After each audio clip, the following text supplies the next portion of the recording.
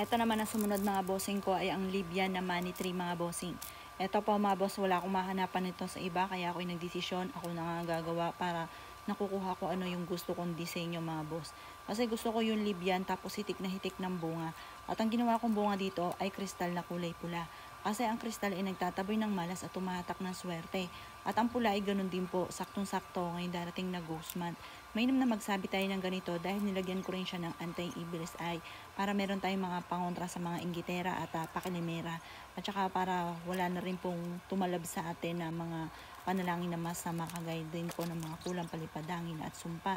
Ngayon pa mga bossing ko, ito ay talaga namang gustong gusto ko tong ginawa kong ito.